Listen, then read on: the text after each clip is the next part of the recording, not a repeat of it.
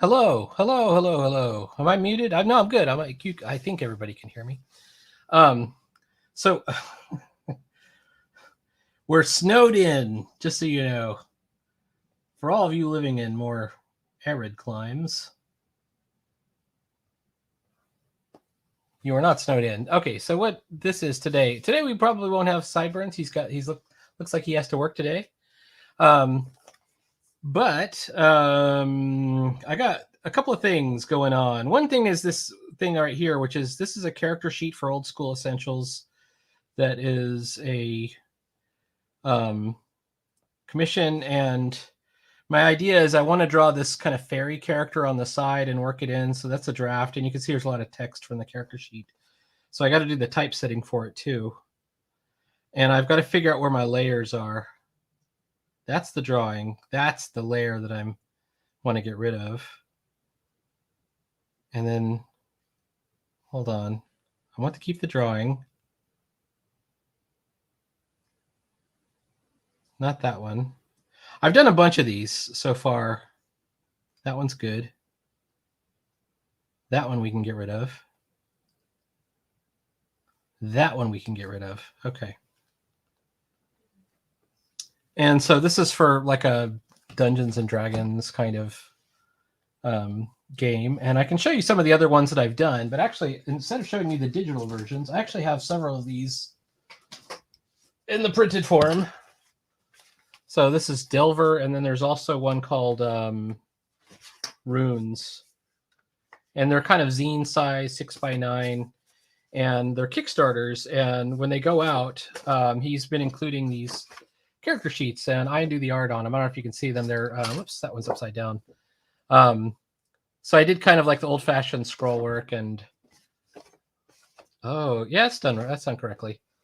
Like heraldry. This was a heraldry themed one. This one is like a name tag that you would put on your table, and you like fold it. And like one side is the spellcaster side, and one side is the fighter side. So you'd have it like triangle folded. I think I have one that's already folded, but I don't know if I do. And I designed it so it's like it's triangle folded, and so the DM can see your character's name and your name. Oh, there's the instructions right there. I don't know if you can see it. To make the tournament tag, fold on dotted lines. And then it kind of sits like that. So you have your reference facing you while the DM has this other stuff, and it has like artwork on it. So I did several of those, and those are very popular. It turns out, he sent me an email today, and he said all that stuff gets great feedback, and if you could do more of them. So I did this one with the dragon, and there's another dragon on the back of it, and then I did this one with this sort of gnome-like character. And then I did this one with this this sort of elven Valkyrie character. And this is another one of the heraldry ones. And then I also did some of the spot art that goes inside the magazine. Oh, there's another one right there that I did. So I did that dragon, for example. So I owe one of these. It's not late or anything, but I definitely want to get it done. And then I've got another thing that's coming up from Mad Rock Games, which is going to be some kind of role-playing game supplement. They sent me some information for it, but I haven't gone through in detail and in depth yet. Where is the thing I was working on? Here it is. This is only the front side. There's a back side right here. This is the old back side, and it has the old font, and there's going to be a different image in the middle. We're going to get rid of this stuff over here. So I'll be changing all that stuff out. But let me zoom in a little bit anyways. I had this idea of doing like a steampunk fairy character. and I want to maybe use some magical bracket looking, like a spell book or something on the sides. So I'm going to go on where it says new drawing. This is just going to be like a draft layer. Hold on.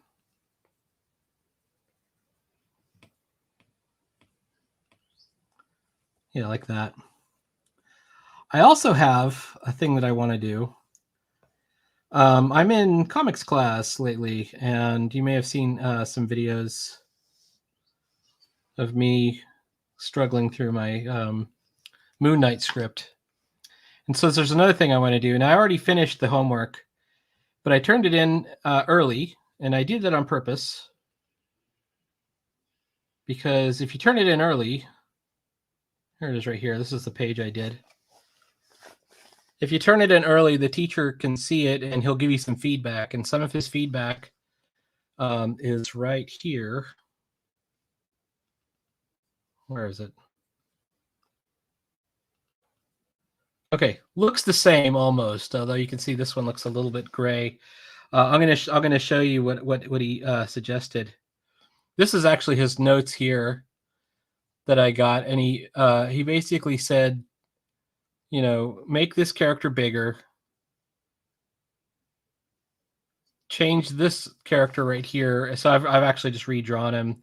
Make this character down here bigger. The original is really small. Awesome, more debris. Go full bleed. Make this a bigger moment. So I made it bigger a little bit. I haven't added the extra debris. He also strongly suggested this could use more. Where is it? Could use reference to make the environment feel more credible, which he's correct.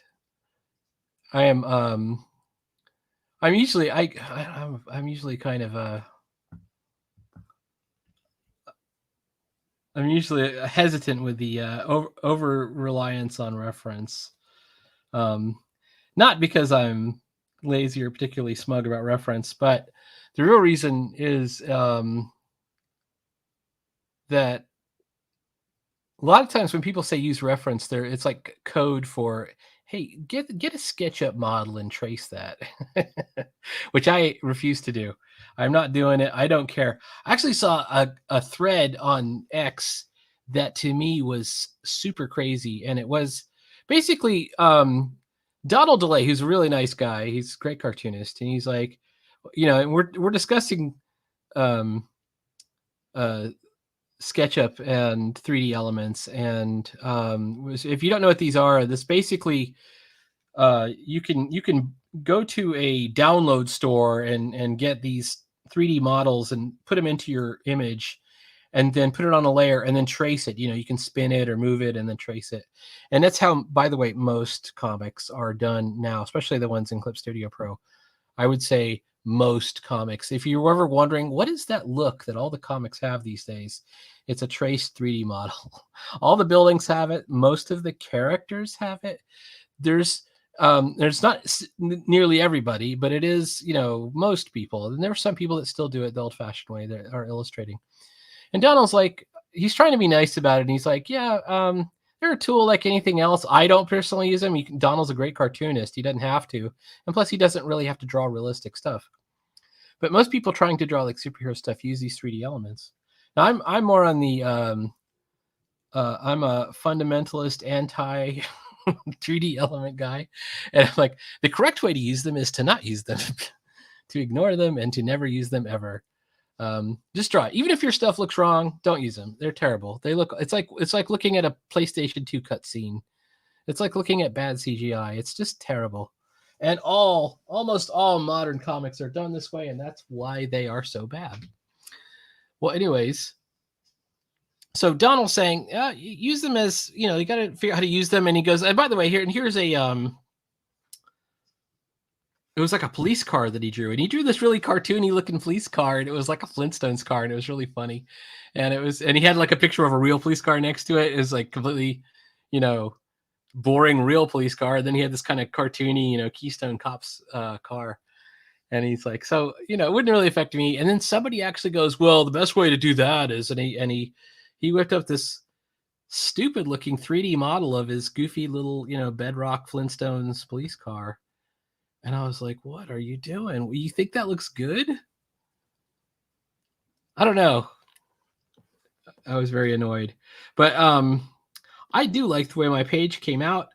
I appreciate Gavin for giving me this great feedback, and I'm going to incorporate it, and I've already started incorporating it in my new draft. And so you can see I've already done, I made this character bigger. Let me show you the original. This is the original. You can see he's small. He's down here in the lower corner, and I've got this kind of L-shaped panel, which is because I wasn't thinking this through really.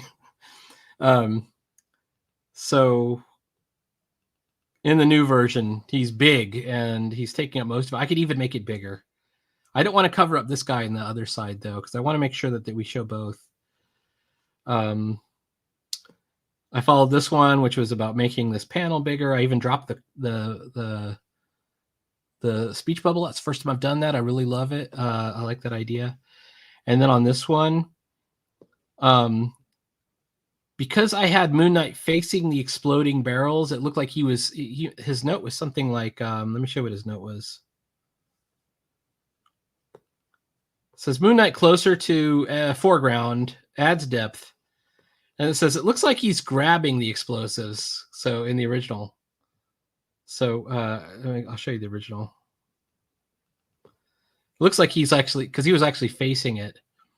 So where's my new version? So now I've got him turned around the other direction.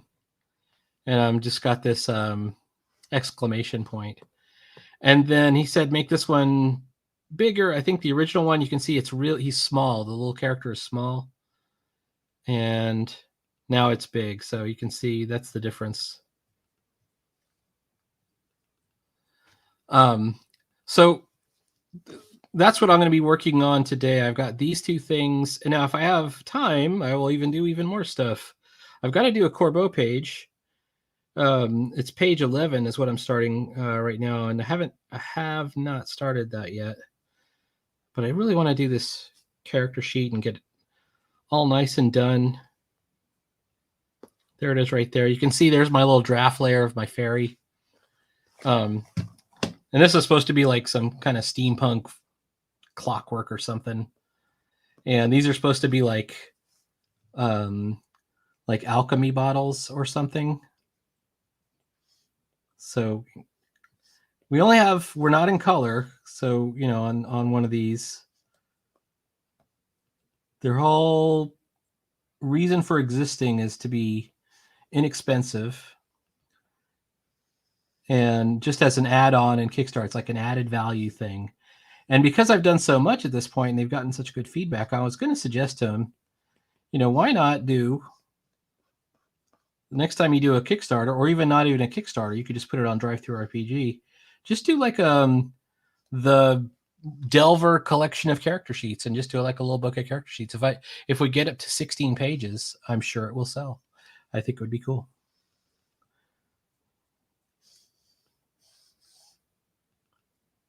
Oh, that didn't look good. All right. So, like I said, these are supposed to be potion bottles, and maybe there's some kind of alchemical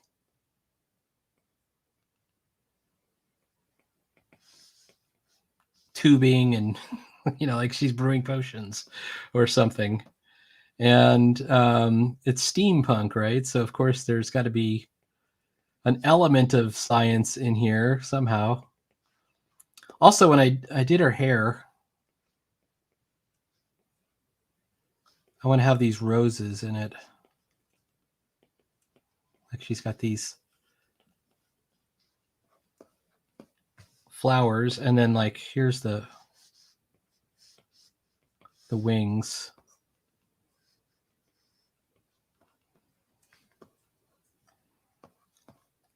I'm not sure what I was doing up here. I had an idea about maybe it's some kind of cave or something. I don't know. We'll see.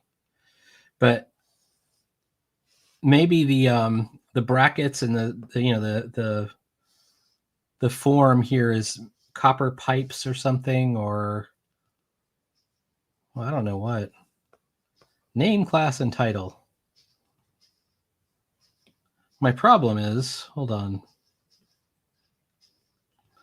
Yeah. Because I ran out of layers, I went ahead and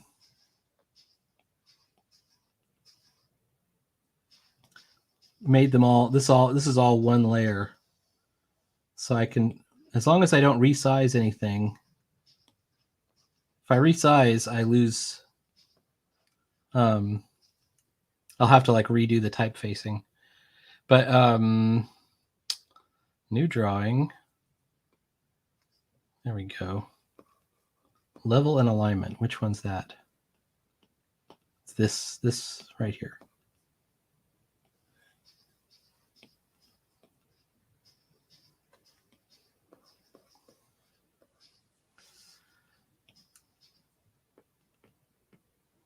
All right, so a new drawing is the layer where all the little boxes are going to be.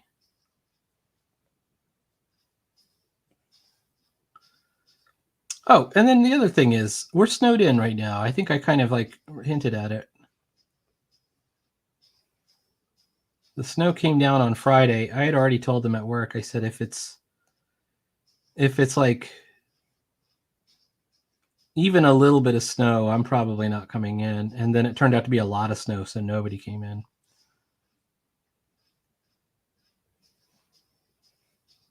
Is it just a box? I think it's just a box. Oops. These are not my final. These should be considered kind of like a draft layer. That's why it's not 100% black. It's just the opacity isn't there. But I'm kind of looking at it and it's a little bit off. Like maybe I should push strength, intelligence, and wisdom back to the left. It's not on that layer. Is it on this layer? It's on this layer.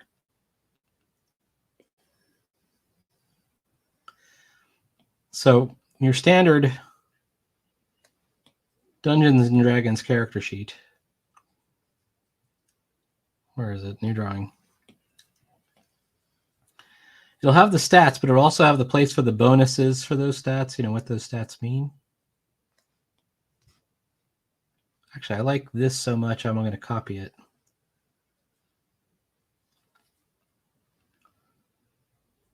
Copy. Paste. So we'll do this one as well.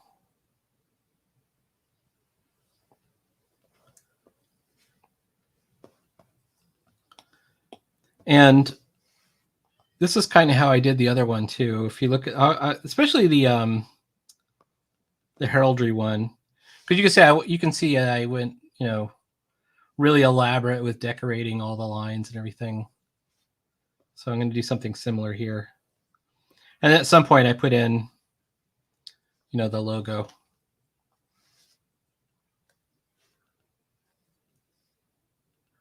All right, well, where was I? I keep losing my place. Here it is, right here. Oh, I did another one. Let me show you the other one that I did. I've already submitted one for this batch. This is the previous batch that's already been printed. The one that I already sent for runes, it's not there.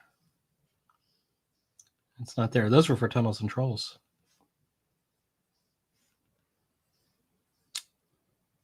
Where was it? Oh, here it is.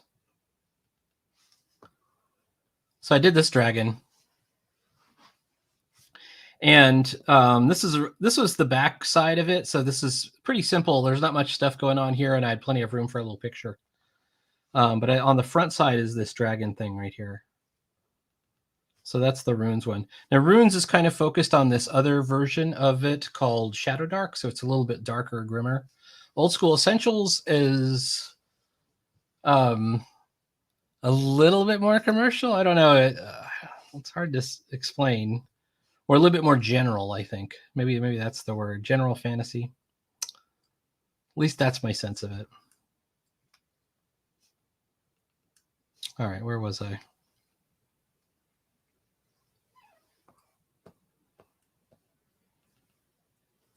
So I don't need much here.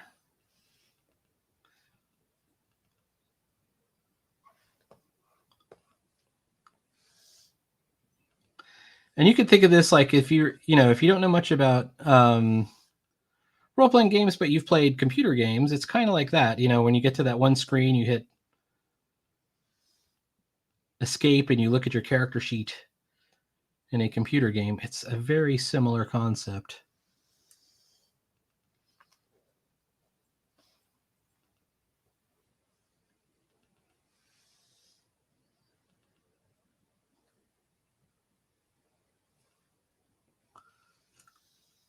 Last night I was looking at my iPad and I realized that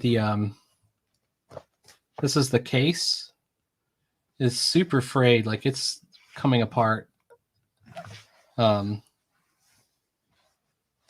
Actually, it's even worse on the side with the right over here on this side. You can see. So I ordered another one, but it's an older iPad, so I'm a little concerned. All right, I've got all this real estate up here. Maybe I should be moving some of this text up, but I don't want everything to be higher, anything to be much higher than where it says name. So let's think about this. Not there.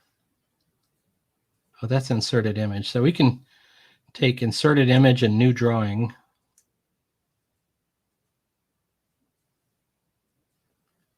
And we could kind of put them together.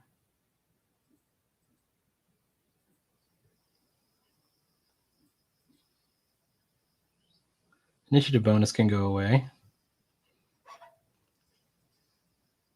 Not this one. It's this one that says gold. Okay, gold and saving throws can snap together. All right.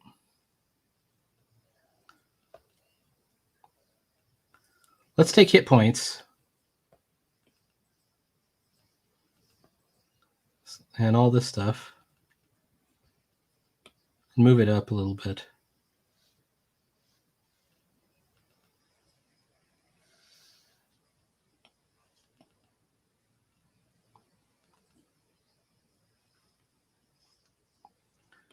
And then put this spells, abilities, and other magic. This seems like something we could really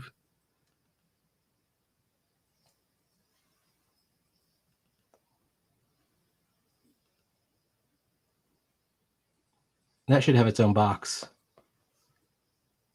Actually.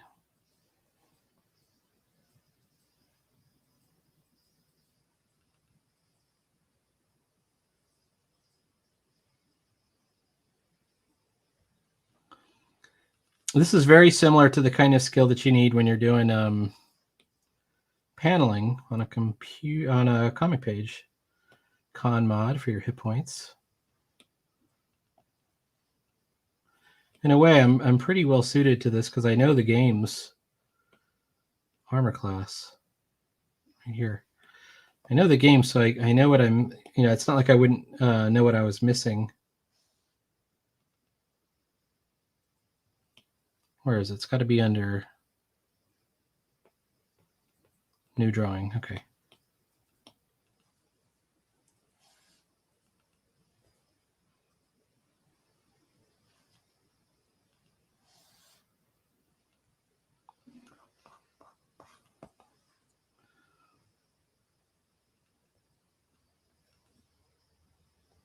So we'll put like one idea I had is maybe some kind of like jewel. Right? We could put like a little, like there's a jewel there. Or, it's steampunk. We could put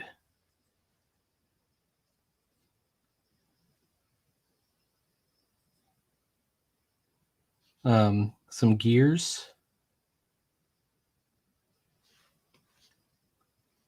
Whoops. If I don't go crazy with my eraser because it's huge. Remember, this is just the draft layer.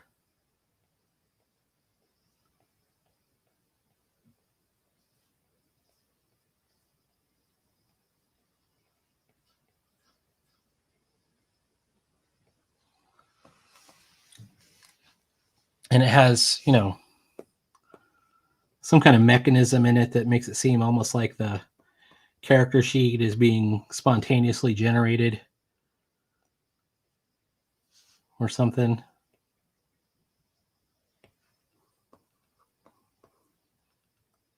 And then we see this fairy character down here. All right, this is going to be a big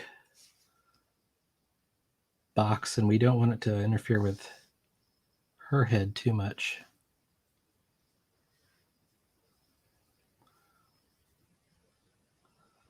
So I guess this all kind of falls under the heading of embellishment.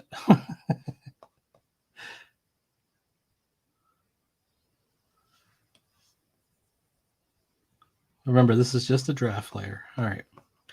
So my Dex mod, let's fix where that is. That one's sitting under, it's not under name, it's under saving throws, right? Yeah. Dex mod. Let's put that right here. Initiative bonus.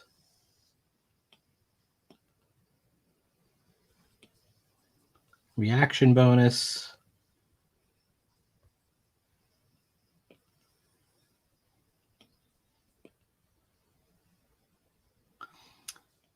I got this font just today. It's some kind of I forget what it's called. It's called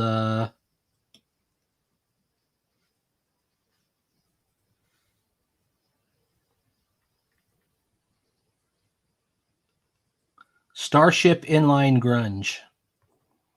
I found it on a pretty cool site. All right, where are we? Name? No, not name. Saving throws. All right. We're going to move our languages list. Generally, you only have 3 or 4 languages, although some characters could have more. This is a movement block. This whole block probably goes together.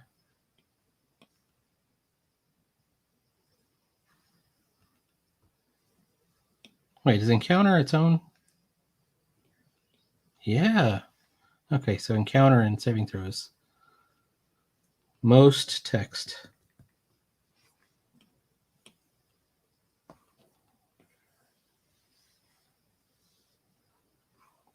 I thought this had a nice sort of Art Nouveau steampunk look to it.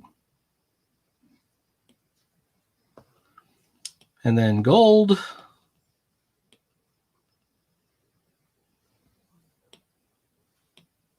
And then magic items should be a list, right? There might be more, like a lot of magic items.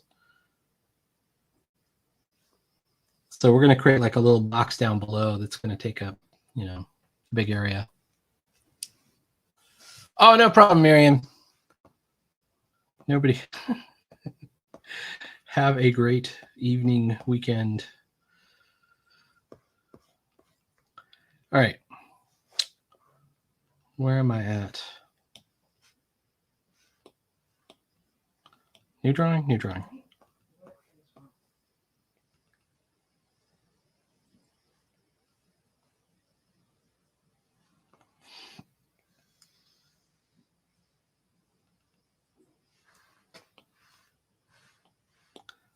All right. This is one of those, I've never done much steampunk art before, so this is one of those where I might want to take a look at some reference and figure out how it's put together.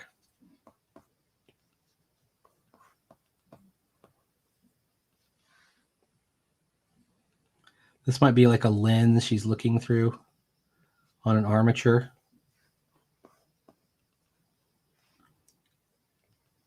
Maybe she's got a potion flask.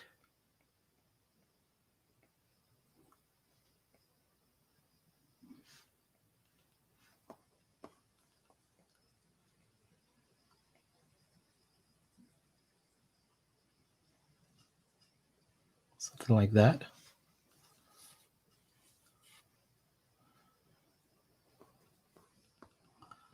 All right. And maybe I'll make like her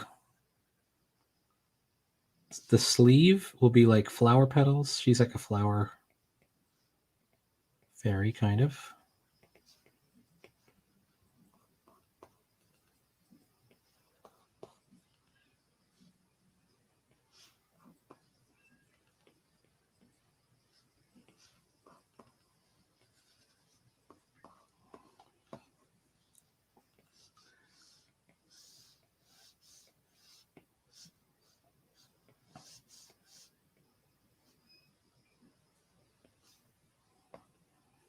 So I'm thinking that I might not even draw her feet. I might just put them. I had a skirt here, kind of a thing.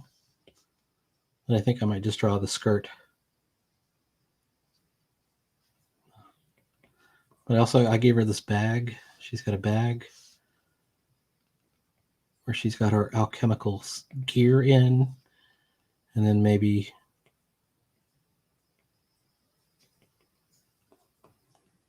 a dagger.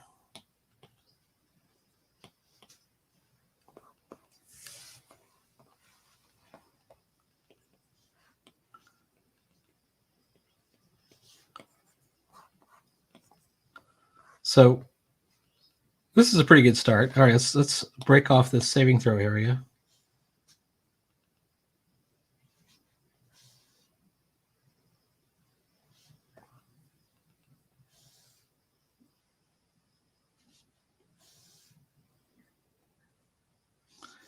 And this weapons area. Actually, let's make that the whole bottom. I'll put some Brand X music on. Hang on. I probably I probably have already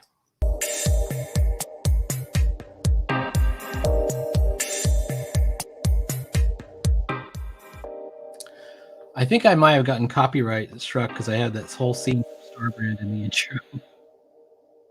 Like, not a real copyright UK or something like that. So anyone from the UK watching, this is your last chance before they catch me.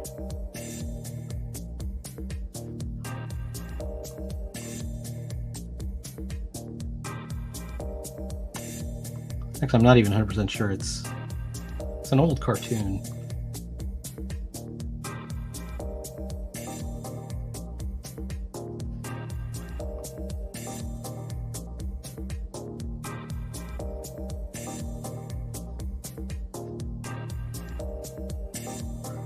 Just before the stream, I was playing Terraria. And man, am I terrible at that game.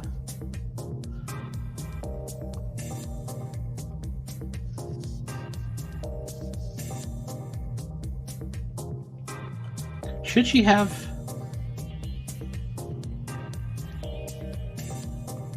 antennas? Maybe? Maybe not.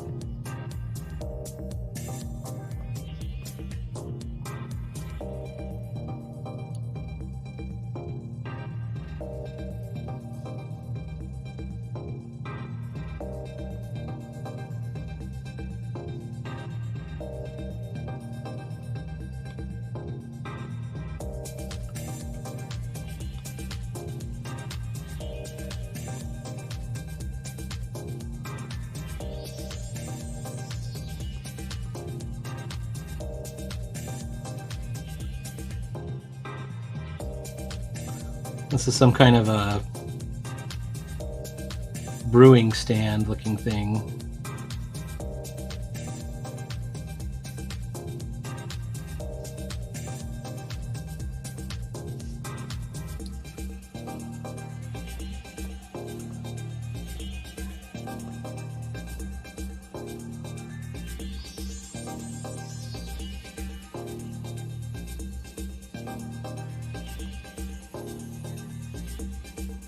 That's a good start. Okay.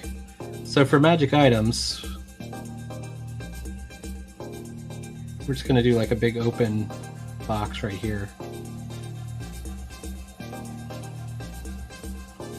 And then when I do it, it'll just be like This will be white on the inside.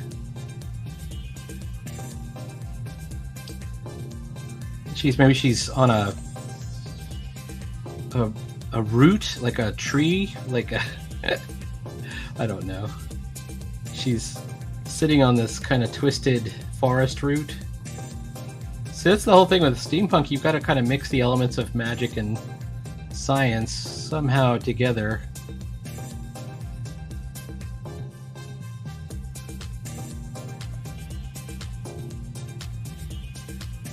To get what you're getting.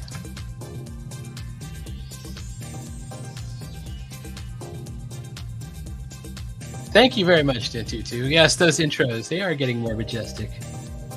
Thank you for noticing. Cyburn says, people mistake my character for the title. They don't know her name is Debbie most of the time. They go, what about your character, Duckling Star? No, Duckling Star is the park, the amusement park. Yeah. Or is it the name of the park? I always thought it was the name of the park because it's got the duck on the sign. So for those of you who don't know, by the way, check out Duckling Star, thecomicseries.com. So basically, this is such a cool concept. It's a water park in space, and the main character is a cute security guard named Debbie. Water park in space. Is that, how far away? Yeah, did I get it? It's an amusement, but she ends up like in arena battles and dealing with mercenaries and all kinds of shenanigans. It's really cool.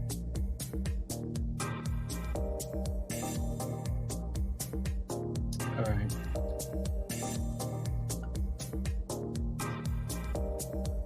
So we want to put lots of detail on the stuff.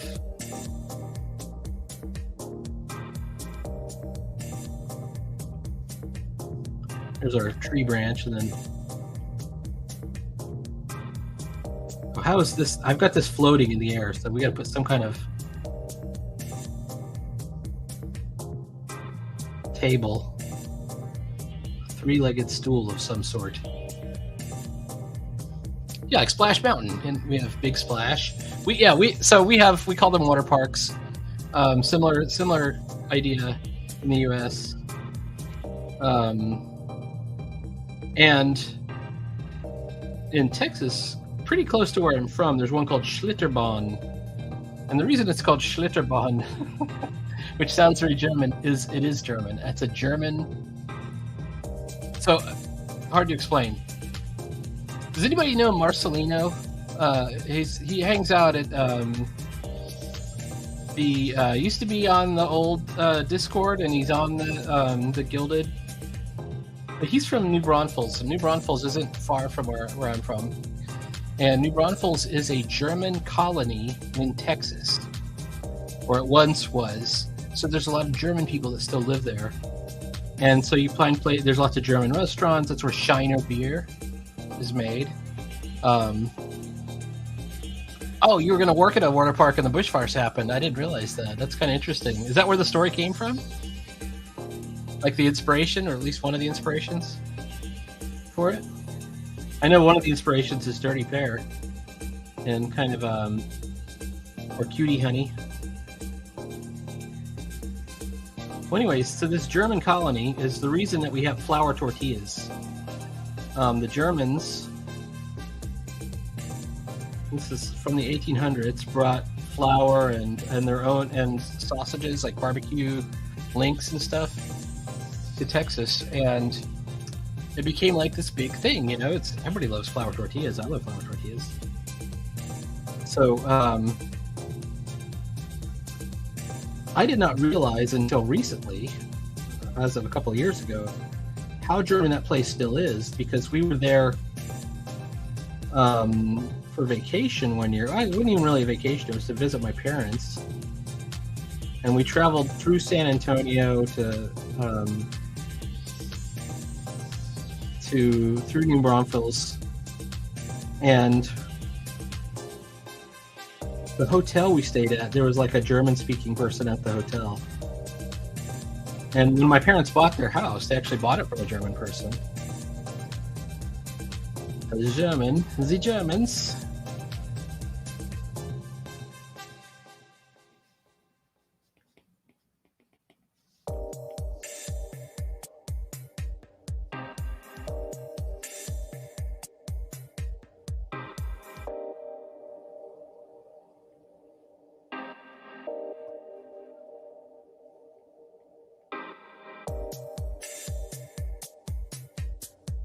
She's got some earrings.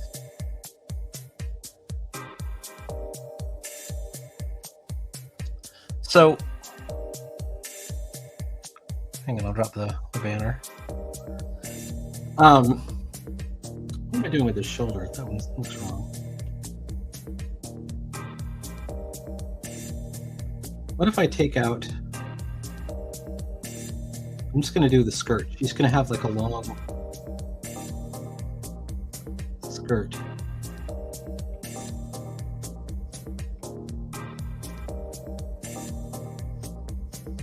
And this was supposed to be like a cape, but or a shawl or something.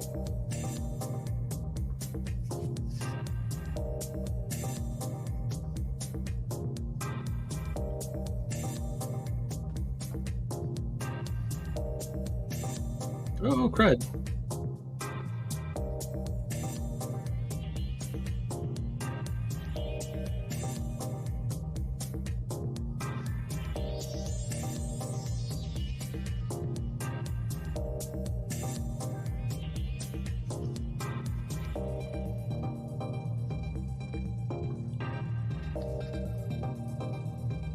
All right, I'm liking it so far. Let's put some more details here.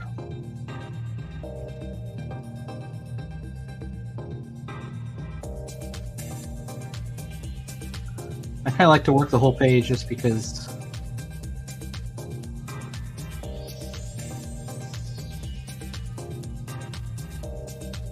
oh, crud.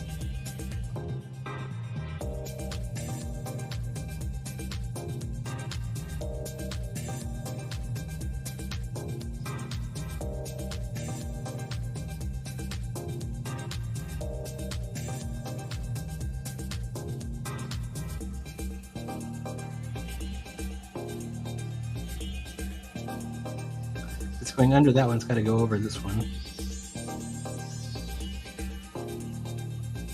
If it's going over this one,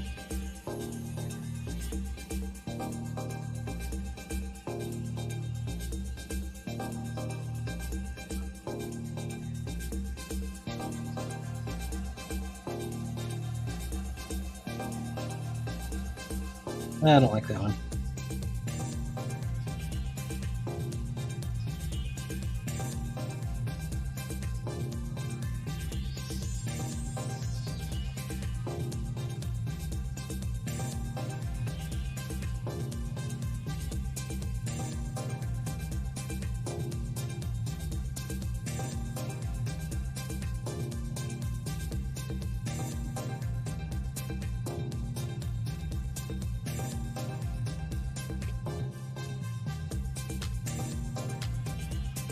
Trying to get like,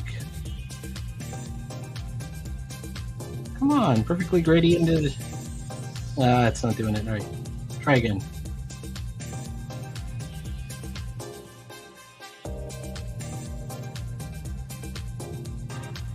Just want to make the slight adjustment to get it in the center. It doesn't really matter that much if it's in the total center. You thought Duckling Star was the planet. It's not a planet, it's a space station. Well, it's not a space station, it's a park.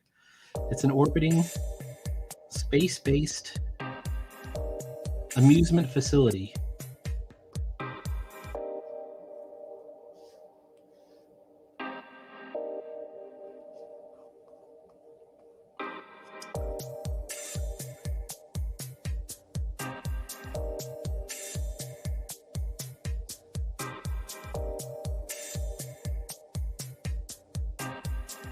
I might have to look at some butterfly wings too. I'm not sure I'm capturing what I want to out of these butterfly wings.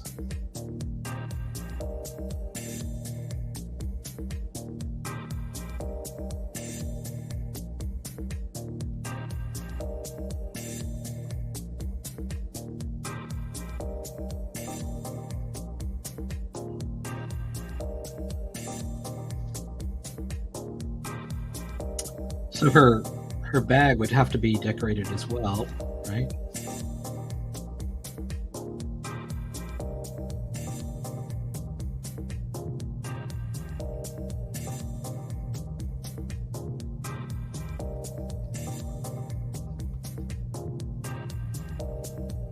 And then maybe, I don't know.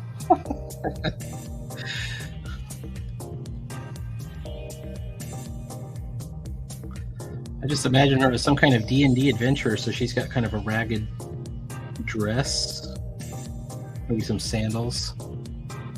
Fake fans detected. What, me? Are you pointing at Din22? Din22 is a good guy. He's my Minecrafting homie. All right, which leg is which? This is what always confuses me. Is this her left leg or her right leg?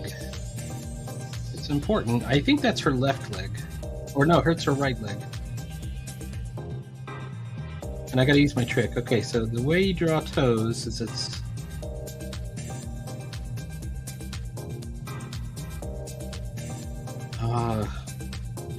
it's real stress to draw female toes because they're supposed to be attractive.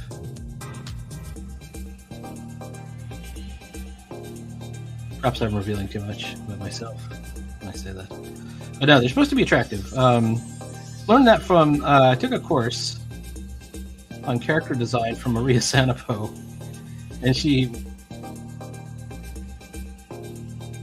spent a lot of time trying to teach us how to draw women's feet. And she goes, this is a huge part of a woman's booty is her feet. And I'm like, okay, I'm believing you. You're European. You know this stuff.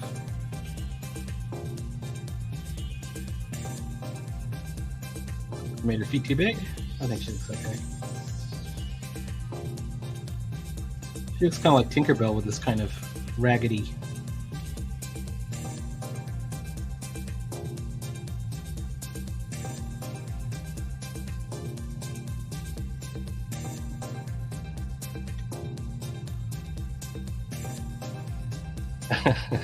Don't say you like the anime if you haven't read the manga. The manga. I mean, there isn't an anime, but... What are you talking about? What are you talking about? I like the anime. But I'm not much of an anime fan at all, really. I like certain ones, I guess. But I much prefer the comics. I guess I'm just a bit old-fashioned that way. Like Bakugan, a perfect example of one that I really do like the anime for Bakugan. But much prefer. The comic has so many details. It's so great. But I will admit also that I watched further in the anime. We watched the whole season than I got in the manga. And one of the reasons for that is I didn't have a legal copy of the manga. I was kind of reading it on one of those read free manga sites.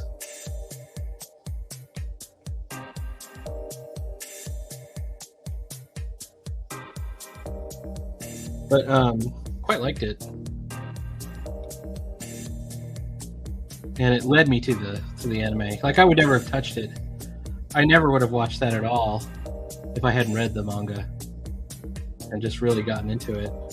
So if you've never read Bakugan, you should, because it's about it's about comics. It's about two comic artists, manga artists. It's by the same guy that did Death Note. And they're two high school friends initially, and one wants to be a writer, one wants to be an artist.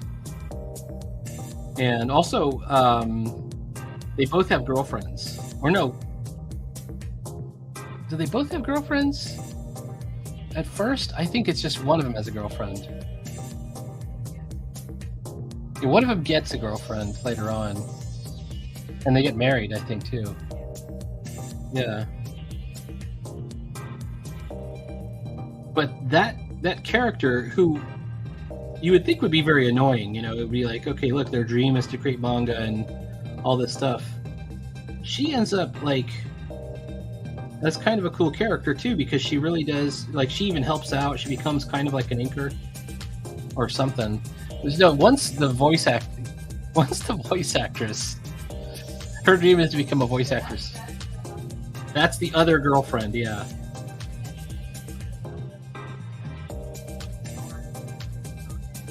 Right, and yeah.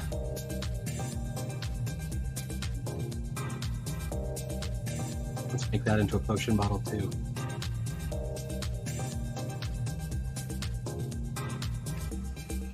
And then maybe we can make some mystical.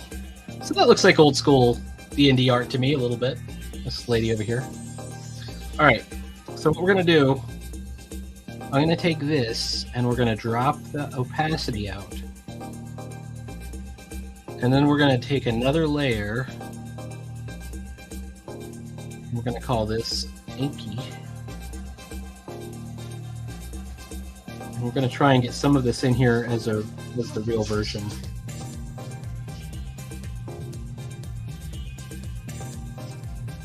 All right.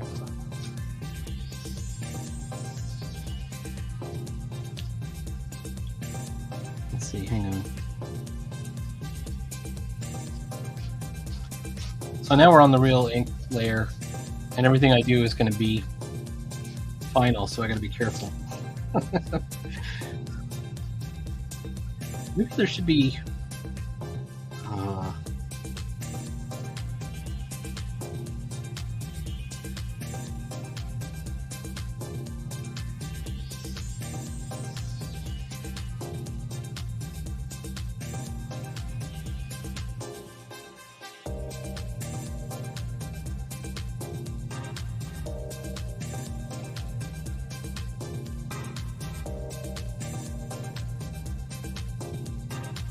I'm not 100% sure about making this like kind of these blackout triangles.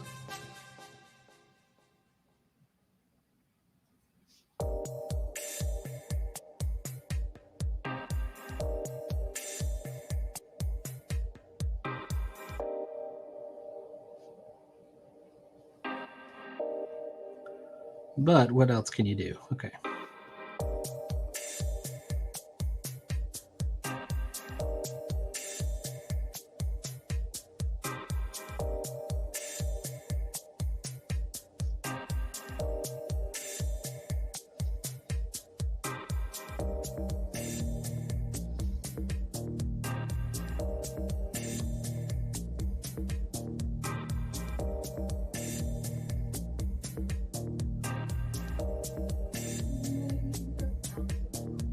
I don't know if this is going to work. It's if I do like this.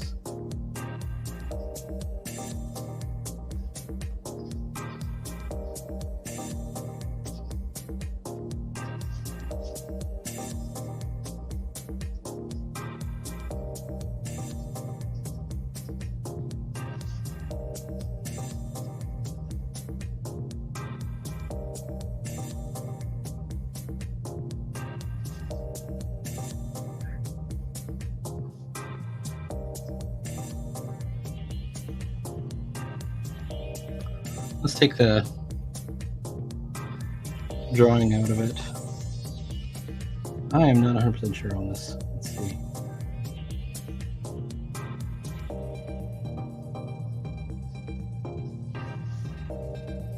Let's erase that.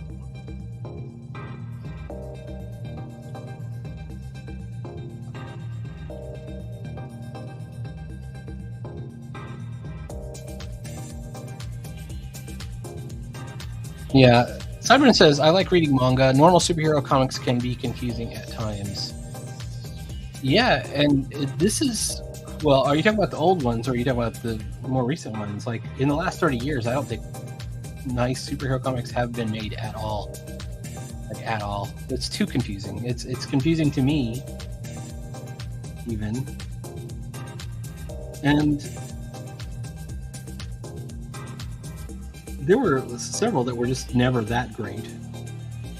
Like, I found a lot of the things that people just really love. Like, well, I can tell you the most popular characters when I was super active in comics through the 80s and 90s were Batman, Wolverine, Punisher.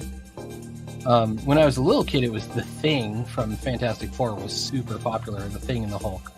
I've always loved the Hulk. Never a problem. And then somehow they're too weird now. I don't understand what's going on at all, and I'm not into it. And a lot of times it's very boring as well. That's even worse. Worse than being confusing is to be boring. You know what I mean?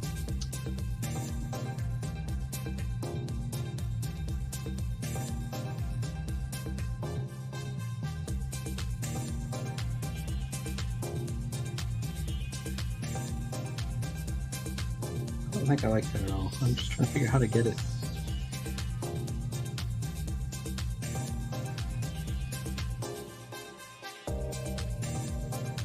All right, let's take this out. We're gonna change this up. Let's change it up.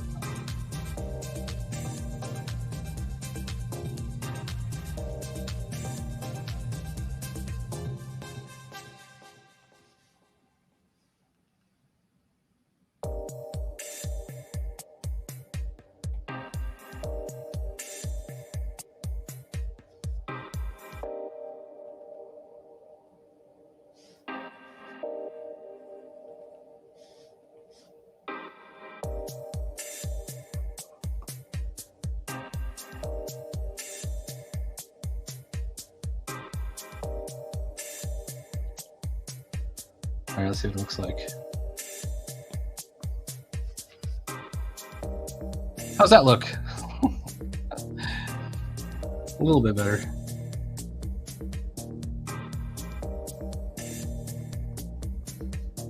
Oh!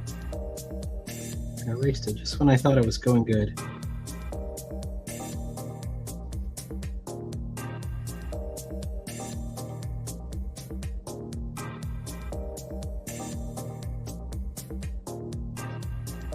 So let's do like if it like it's almost like there's sprigs of wood.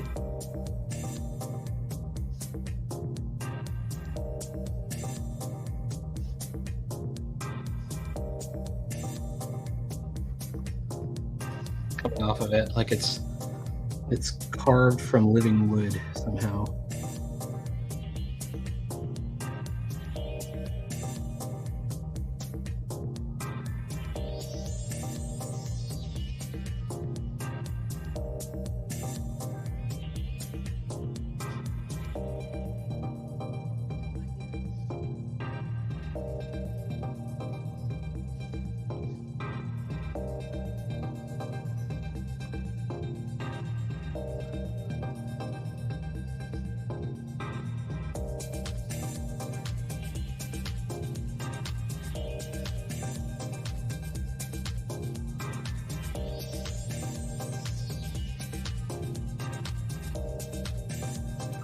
All right, we're getting somewhere.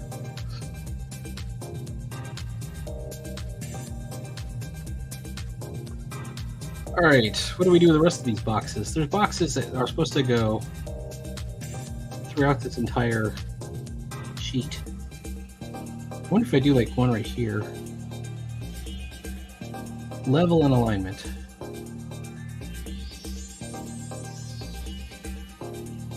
If I do it there, I can kind of split it. Like maybe this one splits over here.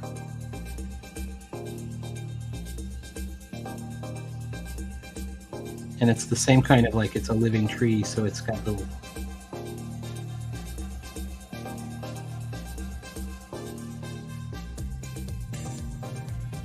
leaves and things. Oh, and we can even do this one down here. We'll make it smaller.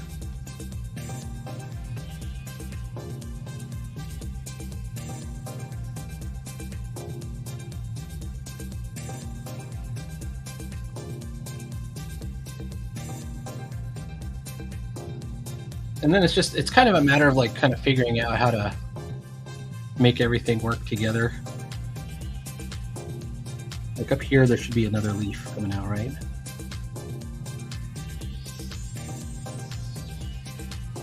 Maybe one right here.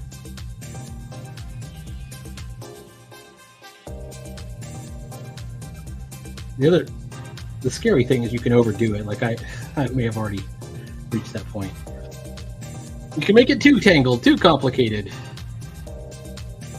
in a way that you don't want to. All right, let's see if we can fix this area right here. And it's all supposed to culminate down here with the fairy character kind of like being right in the corner.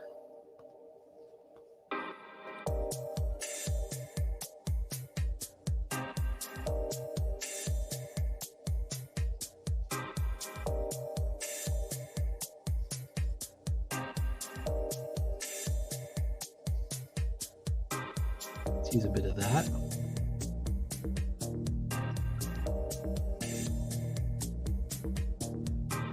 I want to show some kind of transition between the nature stuff and then the steampunk stuff kind of coming out on the other side.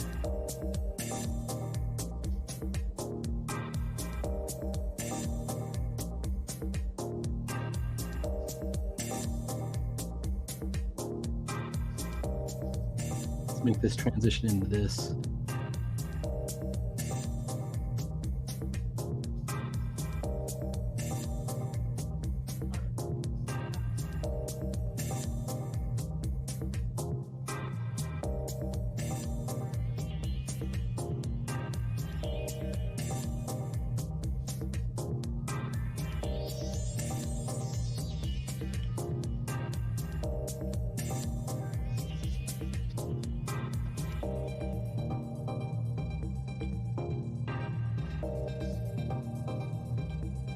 All right, same deal here.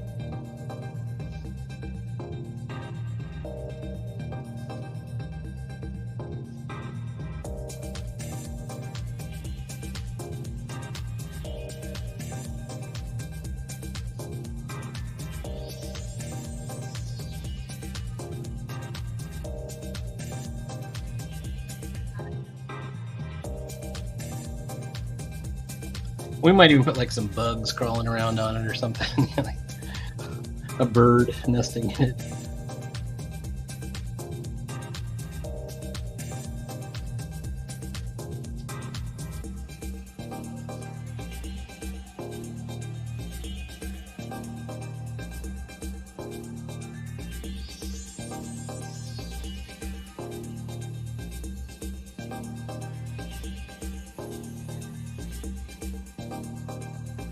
But it's got to show whatever it is, it's got to be hinting at magic, hinting at some kind of elven power that's going on.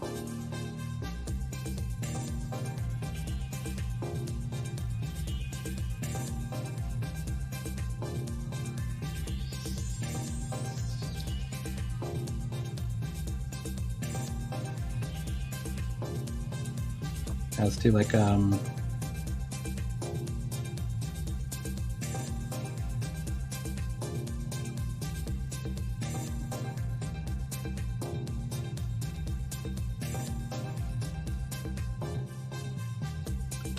here's one of our clock spring watch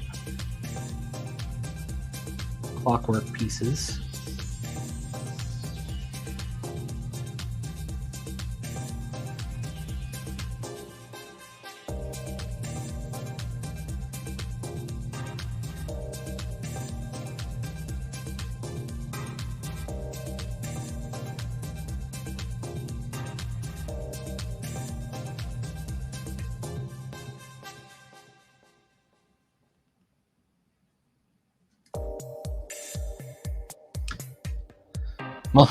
Multitasking overload, yes.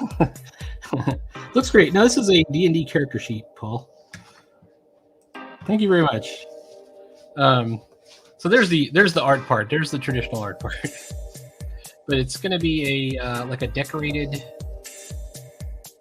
D&D character sheet. So it has all the typesetting on there, and then like you might have in a video game almost. Now that I look at it, I kind of hate this area.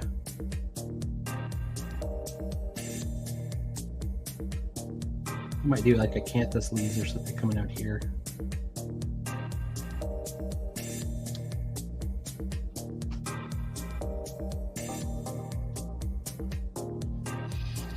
And that'll be part of, this will be for Delver. Delver.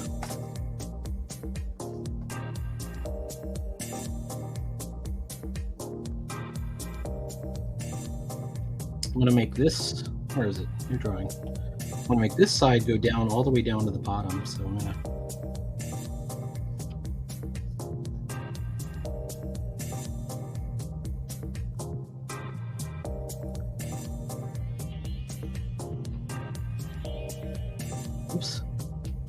to make this like a tree trunk or something, or tree roots. Always like the look of tree roots.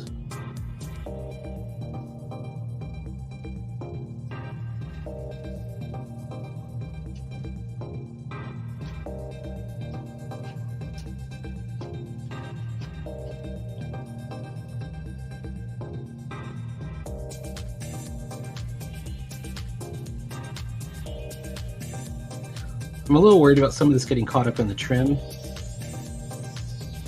At least in comics anyways, it happens all the time.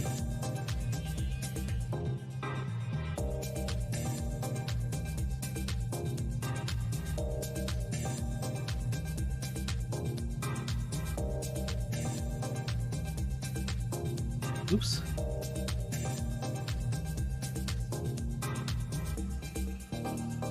So we might kind of shrink some of this down. Or build it up.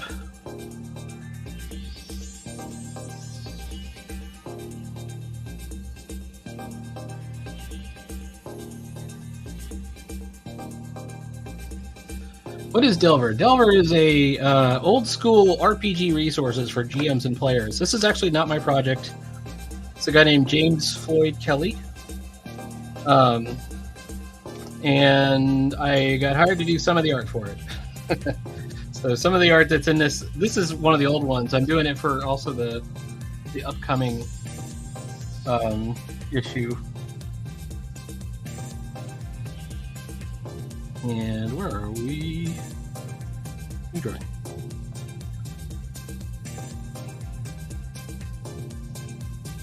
And I've got this, and I've also eventually got to do it's kind of like filler art. Like if you have something that's the bottom of a so I did stuff like this. These are like spot illustrations. And if there's something at the bottom of a page, like I did that one right there, you can put this like at the bottom of a column. You didn't do it much on this one.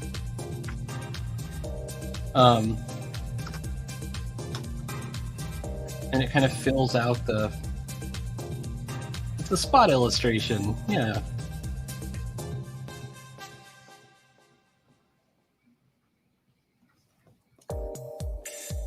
In a sense, comics are not really functional art anymore. People who do actually buy comics buy them to collect them and never even look at them, for the most part. Just sad. But there are some people, I guess, who still like comics. I mean, I do. But role-playing game stuff is very popular still and remains popular, and that's one of my other passions. I've been doing that one. I've got a lot more quote-unquote pro credits in role-playing games than anything else. Like I have art in Deluxe Tunnels and Trolls if I've got a copy around here somewhere. Here's one.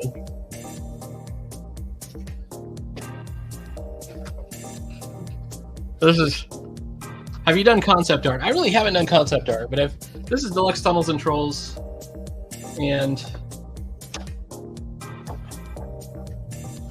find some pieces that are by me.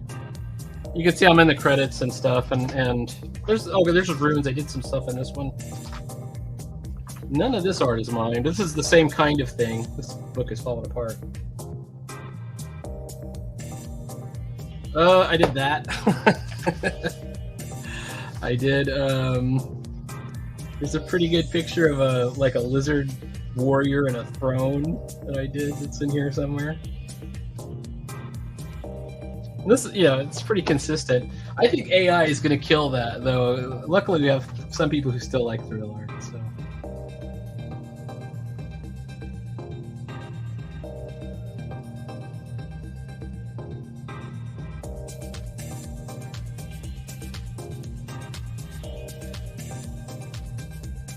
Yeah, let's take a look.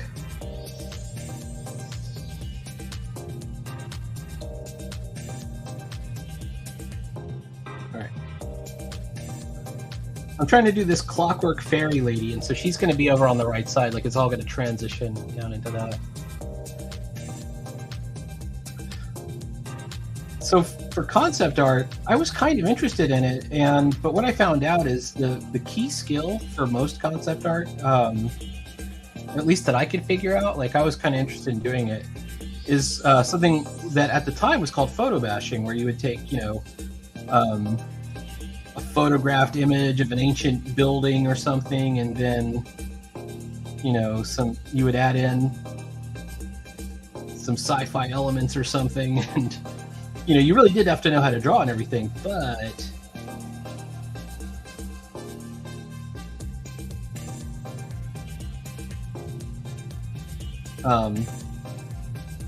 quite a lot of Photoshop to it. And now with AI, like AI is perfect for concept art.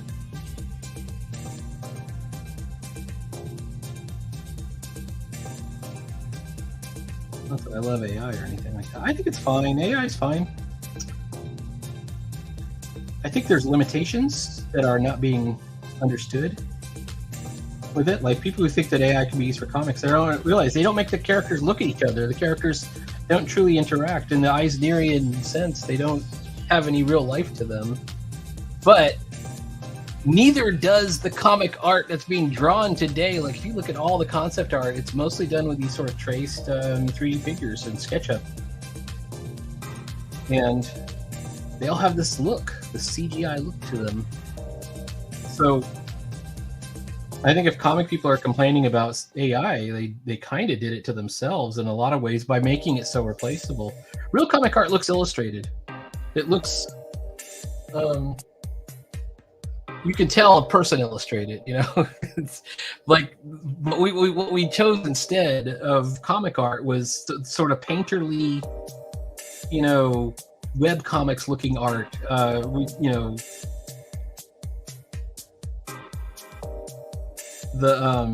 Who's the guy that paints the comics? Super popular. His name completely slipped my mind. Because they go, well, it's so much more accurate if you've got this painted, photorealistically painted thing, and it's like, well, the whole point is not to be. Yeah, we're talking just American comics here. Yeah, but it is the same problem, by the way, in manga though too. And in certain cases worse about the backgrounds. I mean, that is the look of manga. You have the Alex Ross. That's who I'm thinking of. The Alex Ross look is super popular, but there's only one Alex Ross. Everyone's trying to be Alex Ross, just like everyone's trying to be the Watchmen. Everyone's, I'm going to write this gritty adult comic, and everyone's going to love it because everyone loved the Watchmen. And the Watchmen was 1987, I think, and it was meant to be a deconstruction, so everything's being deconstructed all the time. This is my opinion. By the way, these are opinions that people don't like, so I apologize in advance. But like, that's the look. And even my teacher, who I quite like, for the current class I'm in, he has that same look. They all have that same look.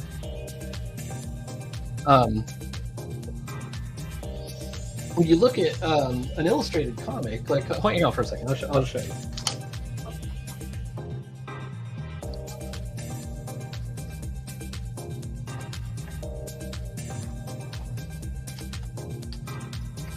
See, this is Jonah Hex.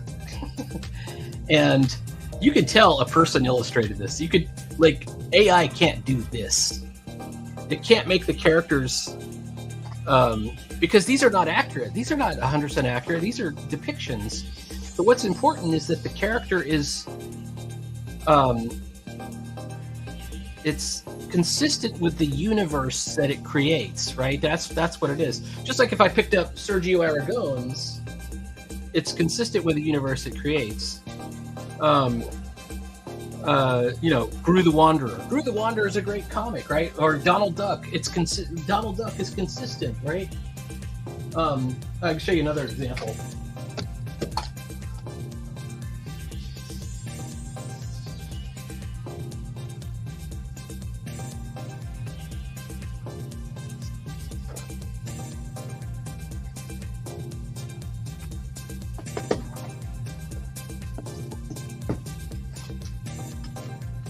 Got a couple of them. This is Super Sentai Go Ranger. This is where the Power Rangers came from. This is a 1960s manga,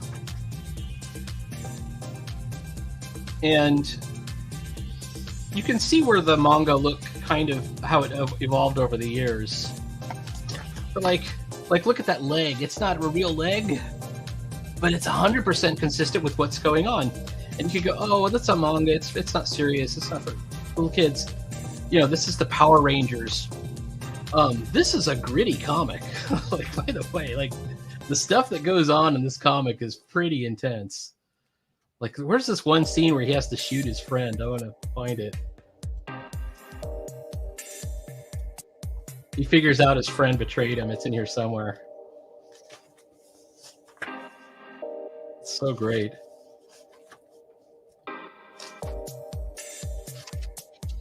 That's real illustration. You can't do this in AI. Real illustration. It's neither realistic nor, and it's not unserious. Like some people will do the manga look in AI, and it's basically the same Sailor Moon, Sailor Girl character over and over again. This is another one. This is Hercules. It says Dark Horse Archives. This is actually Charlton Comics. Yeah, I think people want to see stuff drawn by people. I think that's totally true. That's 100% true. And once again, completely different look, right?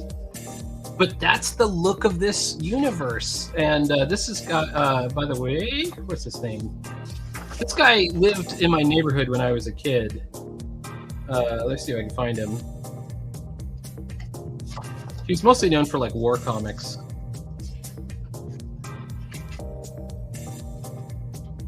Let's see. I can't find him. But like for mythology, you know, this is the look of mythology to me. I mean, it just nails it. This is one of my favorite comics growing up too, by the way. Sam Glanzman, that's what I was thinking of. Sam Glanzman. And this dude lived like, he was mostly known for war comics. He was great. But I want to show you a comparison and contrast with some of the more modern comics, and I don't have any because I don't keep the more modern ones, and I don't really buy them anymore because they're no fun to look at. Even the ones that are not AI, even the ones that are not AI at all. You know, if we take the current crowdfunders, you know, they have this look to them where everything's super realistic. Yeah. Yeah, a look seems reductive. There's more cultural context. Yeah, you're probably right. I would agree. But like that look, I don't know what it is.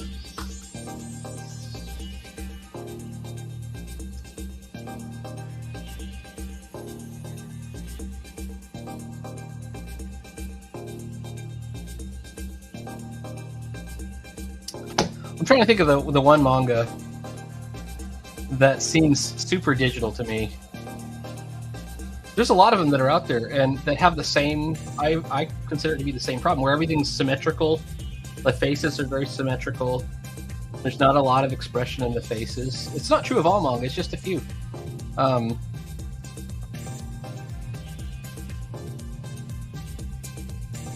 don't know. Like I said, I really love Catoid Boy. That's the one I'm really into right now. That's a manga. I'm getting into, what's it called? the Drifting Classroom, which is like Lost. Have you ever seen Lost? Do you remember when Lost was out in the early 2000s, mid 2000s, right? 2005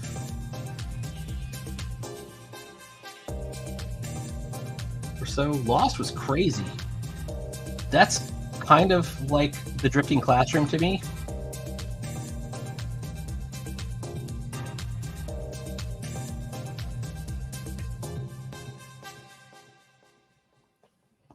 Yeah.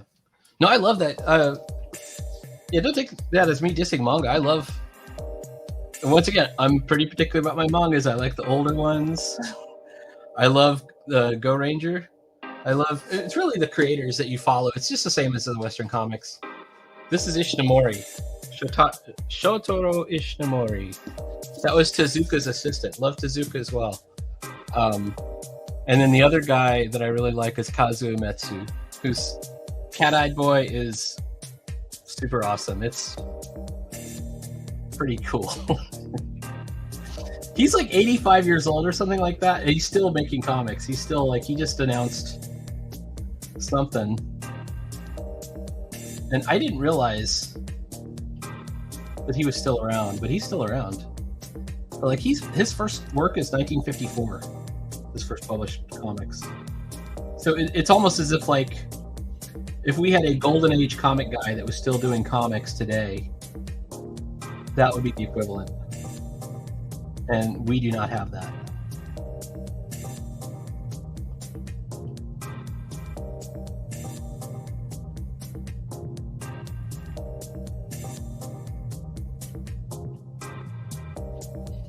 All right.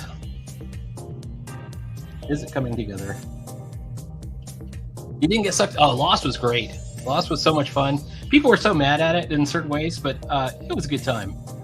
That was a good time. Where is it? Layer one? No. New drawing. Okay. Yeah, never mind that it didn't really make that much sense.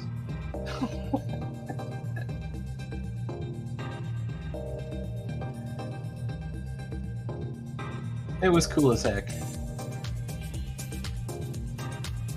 So I was mentioning basically the plot of the Drifting Classroom is a kid has an argument with his mom. He repents from it, but he's already late for school, so he goes to school, but he forgets his lunch money. He goes to school. For some reason, there's a huge explosion, and the entire school is ripped out of time and space and deposited somewhere else. The mom thinks the school's blown up, and then it's basically the teachers and the students are trapped on this island of the school, and they have to survive. And it goes on for 6 volumes. And it just gets weirder and weirder and weirder. How old will you be when you quit comics? I'm already old. I'll never quit comics. How old do you have to be? Yeah, I think so. I guess there's a layer in that question, which is there a commercial potential? Like, are you going to work at comics? I already have a full-time job. I do something in the realm of academia with research, so I'm already good. I'm good. I'm gonna be fine. I'm very comfortable. I do comics for fun. I have a full-time job, and comics are for fun. But there are a lot of people that, they retire. They never want to do comics again. They're done.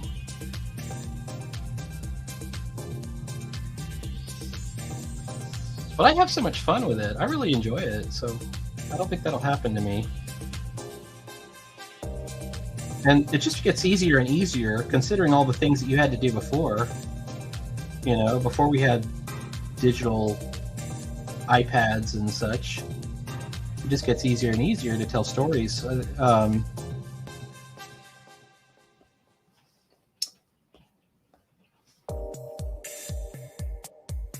Paul says, I hope I make comics till I'm dead. Hold on, we're going to definitely show that one. Yeah, me too. I'll show you. Hang on, Paul. I'll show you a picture. We're talking about if you could illustrate your situation. This is a while back. It was a couple of, maybe over a year ago, I think. Let's see if I can find it. I might have already lost it.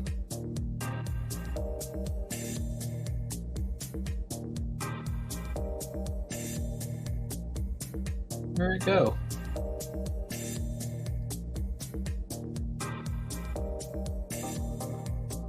Oh, I don't know what I did with it.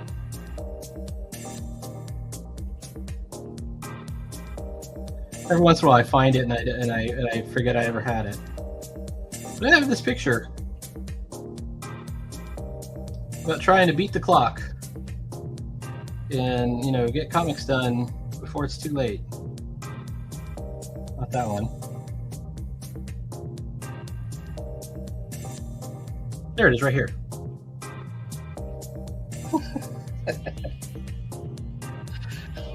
There we go. We got to put Paul's comic back up. I hope I made comics till I'm dead. There's me. And there's the Reaper. And I guess it's not that I hope I made comics. I hope I finished them. I hope I have something left, you know, at the end. Because the time is always running out. You only have a limited amount of time to leave your mark. If you've ever read the Epic of Gilgamesh, you want to leave my name in the bricks. You know, you want to have something you've left behind. Where is the stupid thing? I was just drawing it.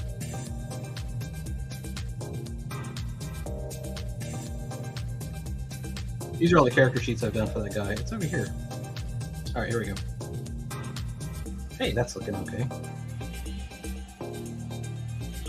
Let's make another box here.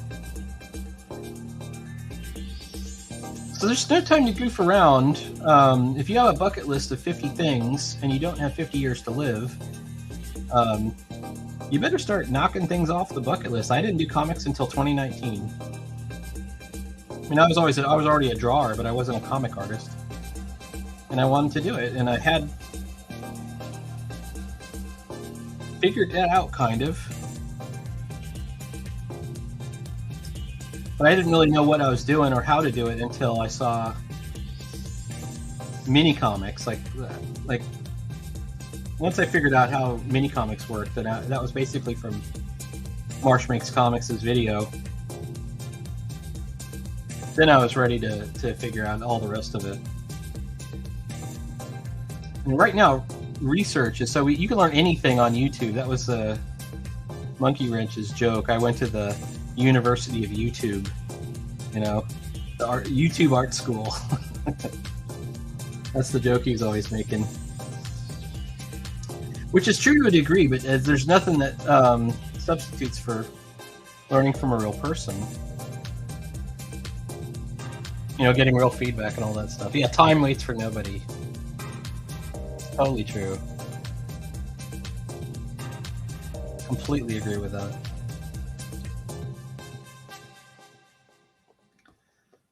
All right, let's do this like a... Maybe there's like a tree branch that's coming over.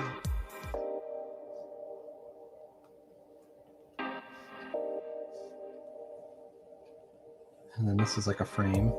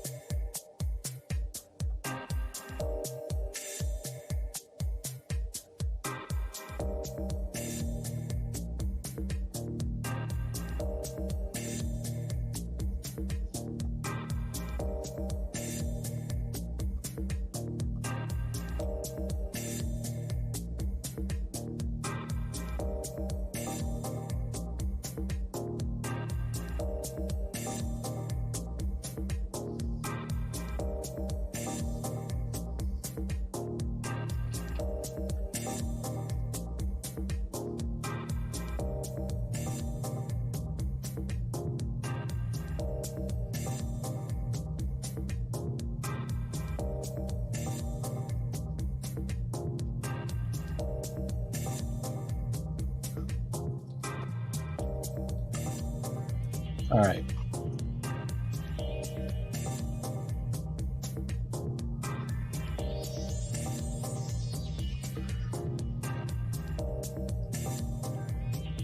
I think prior to that, I mostly did like watercolor paintings, and like I didn't really focus too much on comic art or ink at all until 2019.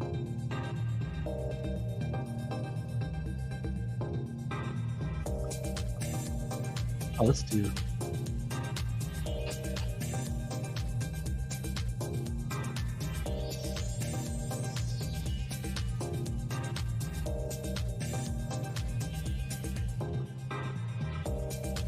All right. Let's try and draw this girl. I saw a really interesting tip. This is on Proco. And they had, I can't remember the dude's name, but he's kind of like their draw comics the Marvel way or whatever, or inking comics. And he was talking about inking.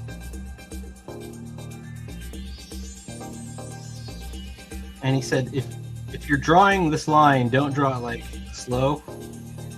He said you should throw the line, like throw it when you're inking it.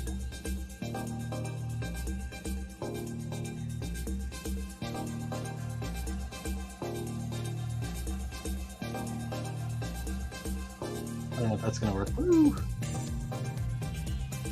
I don't know how this would, I mean, he's showing like traditional inking, so I don't know how it would work. Oh, that ear. Hang on. I like her ear, but it's too low. It's like back here is where it should be.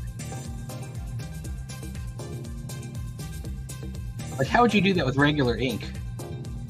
Right? Because if you throw it and you throw it wrong,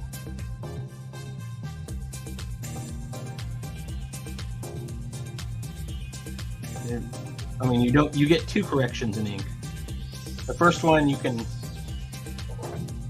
white it out. The next correction,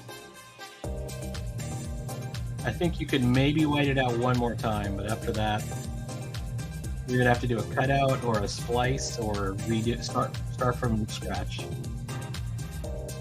I don't know how anybody learns how to ink anymore. I mean, I'm trying to learn. But to think that there was a period, these are supposed to be roses, by the way.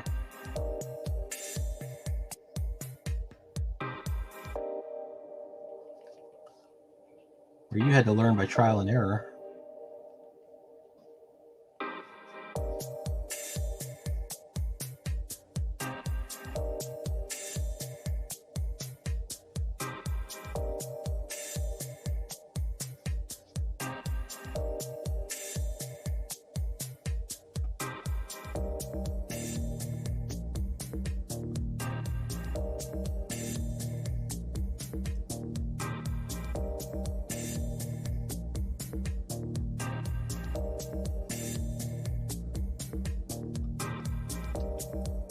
All right, let's take a look.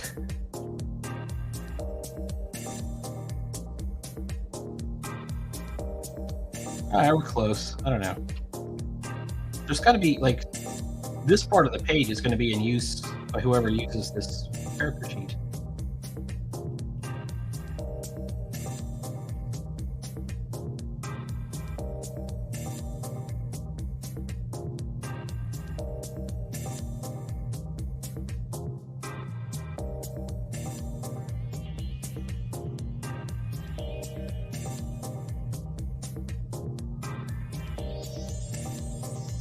My version of roses.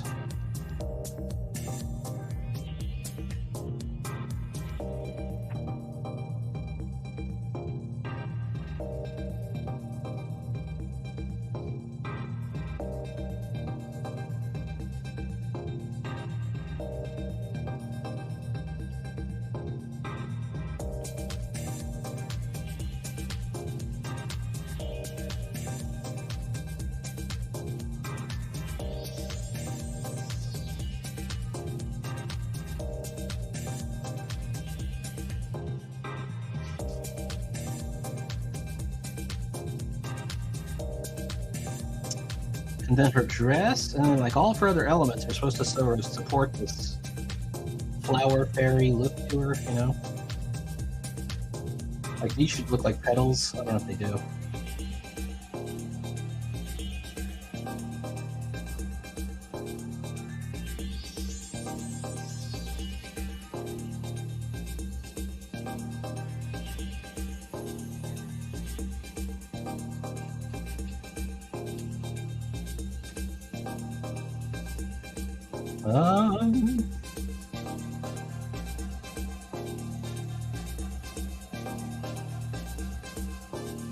Do another one.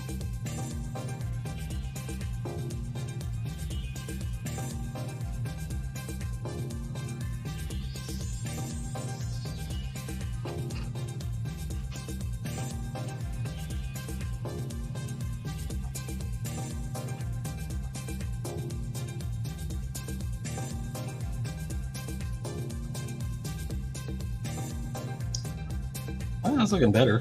All right.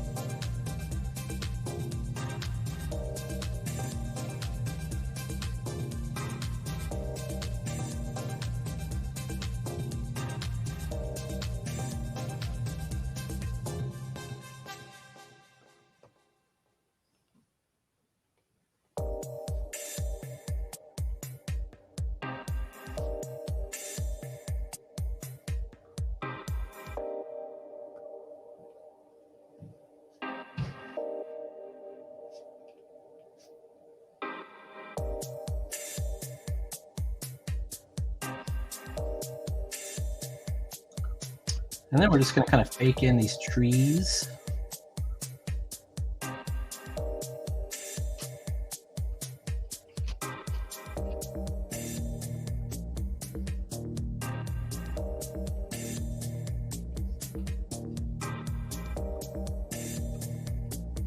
Happy little trees.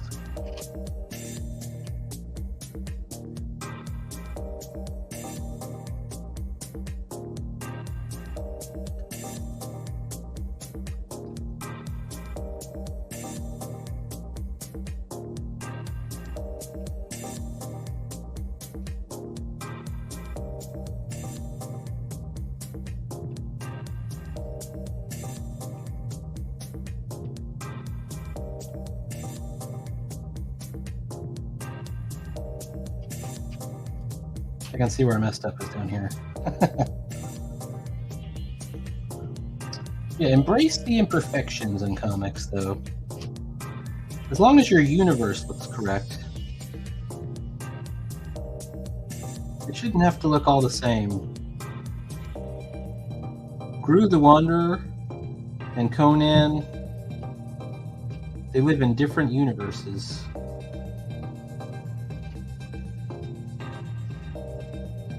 But they can meet up, maybe.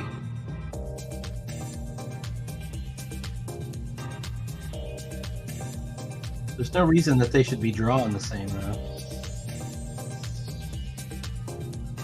I think another part of the problem, if it is a problem, is that a lot of people that are drawing comics right now aren't really cartoonists, they're fine artists.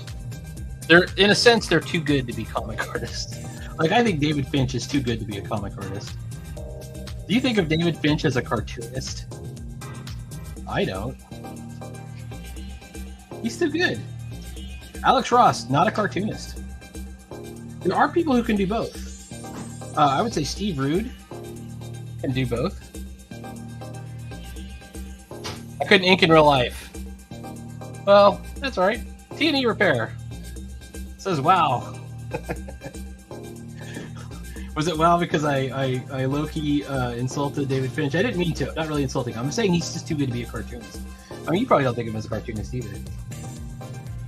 Steve Rude is a fine artist who can do cartooning. But I think David Finch, he's too fine arts. Same thing with Alex Ross. Too much fine art. and that implies a certain look, when you look at it. It has the fine art look.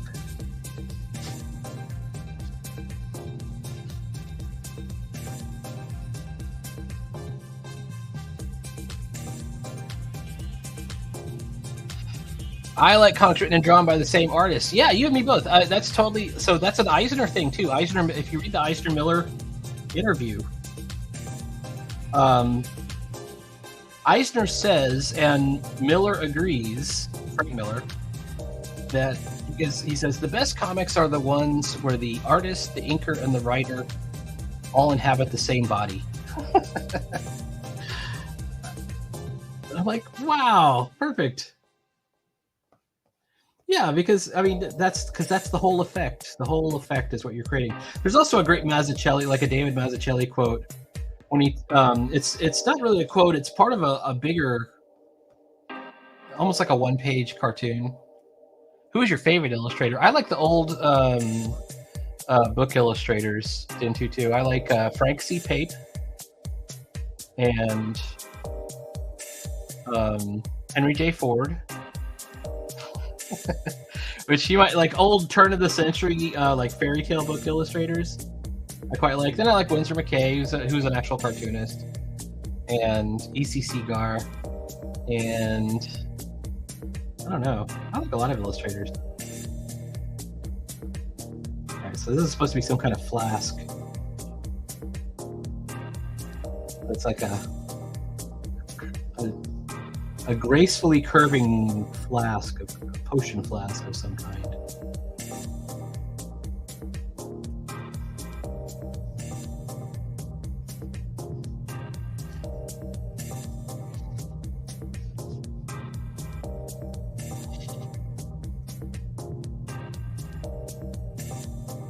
Al Cap. I love Al Cap.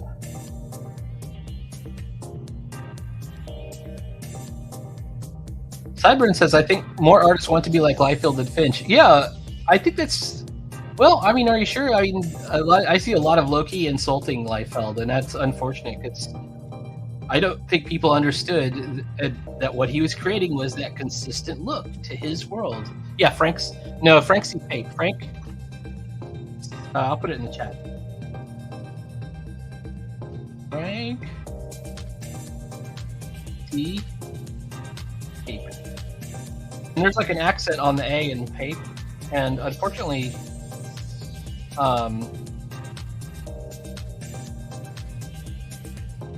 let's see if I can find some stuff by him.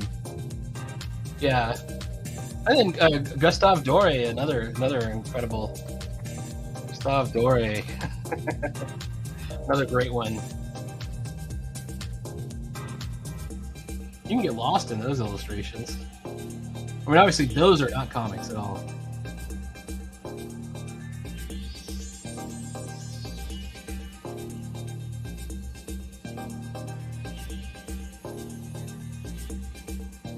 All right, how long should her hands be? I didn't make her long enough.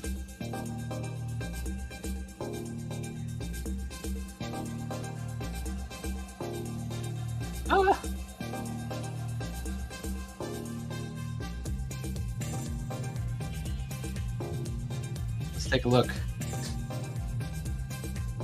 He's getting there. Just because we're near the end of the show, I'll do it. Hang on. Let me just turn this music off for a second. There we go. Let me find some Frank C. Pape here. Just to show people. So,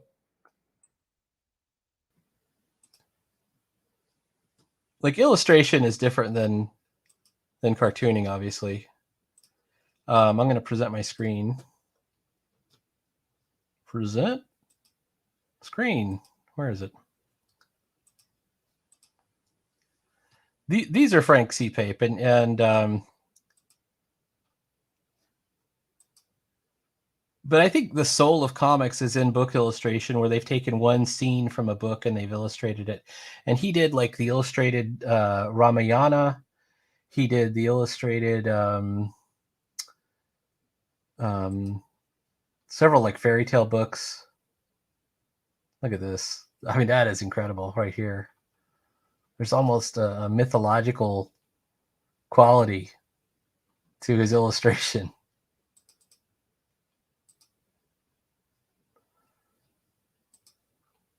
And like, look at that. That's lovely. Prince Arthur meets the dwarf in the forest.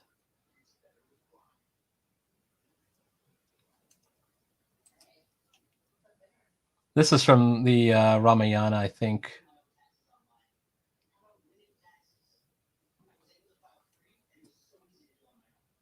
And these are all turn of the century. I did a copy of this one. I think I still have it over there somewhere, sitting over there. I didn't do a great copy of it. Tiger, thou king of all the jungle, come tell me if thou hast seen my love, or let me be thy prey and end my wretchedness. Pretty cool.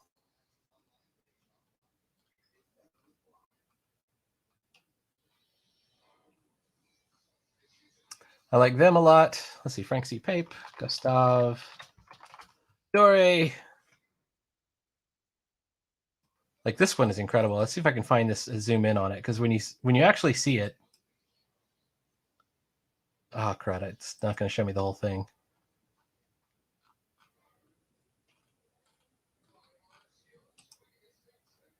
I want to, let's see if I can look it up on Google. Google's got a better image search. Here it is. They're all angels. Like when you zoom in really close,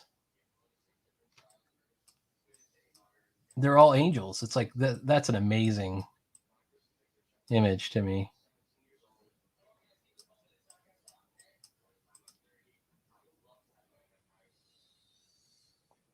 Hang on. I'll zoom in a little bit. Yeah. Stop screen. Okay. Anyways. So those are all cool. Let me think of another one that's, oh, Henry's, the other one is Henry, I think it's Henry C. Ford or Henry A. Ford. Let me see if I can look him up. Henry A. Ford illustrations. He did the like the Blue Fairy book. Or maybe it's Henry C. Ford.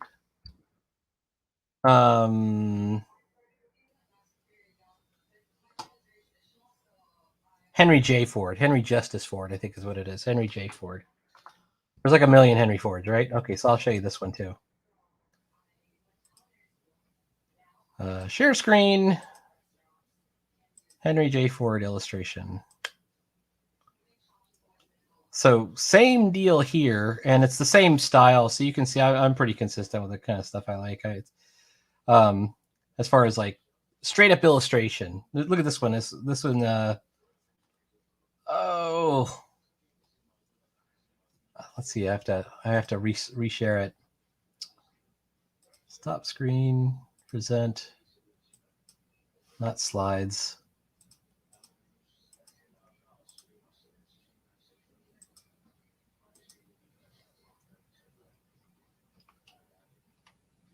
That's Henry J. Ford. How the Prince Arrived at the City of Immortality, and it has him like battling this dragon up in the.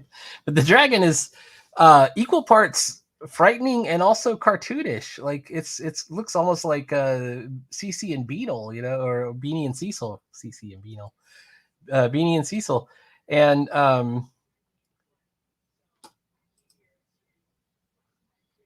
so cool. The seven-headed serpent. So if you ever seen like the red fairy book or the green fairy book or the blue fairy book, that's him. It's Andrew Langham is the guy who collected all the fairy tales, but the one who did the illustrations is this guy, Henry Justice Ford.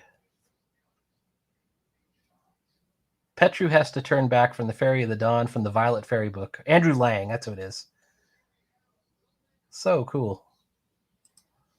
Yeah.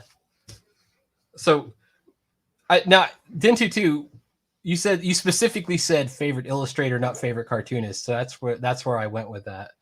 But I think it's important to note, like, when you're looking at cartoonists that you like I love Jack Kirby and Steve Ditko. And I like Al Cap is a huge one for me, as well as Floyd Gottfredson, who's the guy who did the old Mickey Mouses. You have to look at who are they looking at. Like, you have to go back and say, okay, I like that guy, but what is that guy? What was he looking at? Like, what was his favorite? How did he get to his style? And then let's see, where am I? New drawing. How did he get to his style? And it's always worth a look. You may not be your thing, you know. You might go look and it goes, well, I like, you know, I like Joe Kubert, but I don't necessarily like, you know, the cartoonist that Kubert was looking at himself. That's totally legit, but I think you should. It's worth it to check it out. Oh, I did this backpack wrong. Her backpack, is it over her shoulder or under her shoulder? It's under her elbow. I was thrown off by her wings. Maybe I should take the pencil part, put it down here. See, that's something you can't do unless you're digital. Is just kind of move things. I mean, you can. You just. I was watching one guy on Instagram, and he was saying, "Oh, you have traditional artists, and you don't have access to layers. Try this, you know." And he had tracing paper, and he had 2 drawings on tracing paper, and he's trying to do these dancers, and he's actually got one dancer on one piece of tracing paper and another dancer. Dintu2 asked a great question. Actually, you might think this is a silly question, Dintu2, because that's all what you often give me are things that you think are going to make me laugh. I would like to think some guys looked at cave paintings and upgraded it to Renaissance art. It isn't right, but I like it. You've got to take a class on art history sometime, like later on when you get a chance. Like, take a class on art history, and you're more right than you know. And the answer is, and I know that, like, a lot of people aren't that religious, but it's religious art is what really made it happen. And it starts with the icons and you know, and it goes, and that's what drove the Renaissance and even Islamic art. You know, it's all in there. The wonderful patterning that goes into the Islamic art, you know, and it comes from the rugs and things. And you'll see some amazing stuff, like from the ancient era. Like, there's this thing called the Laocoon, this one statue, right? So Michelangelo was renowned as he's the best statue maker of the Renaissance era, right? And but the one thing he can't do is make some kind of free-floating, freestanding thing. And somebody dug up this statue called the Laocoon. And what it is, it's Hercules strangling these 2 serpents.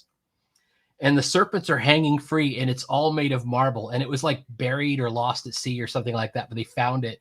And Michelangelo was like, "Ah, man," because he thought he was the best. And they go back into ancient times and find the Laocoon, and it's way better than what they're capable of doing in the Renaissance era. Let's see if I can find a picture of the Laocoon, just so I can just show you, because it's really cool. Laocoon statue. I don't know how to spell it.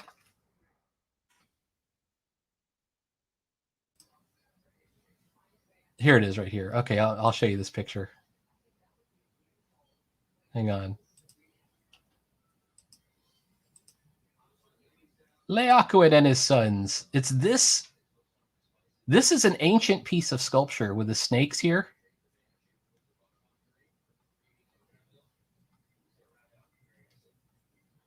And it's, you know, it's been studied and talked about forever.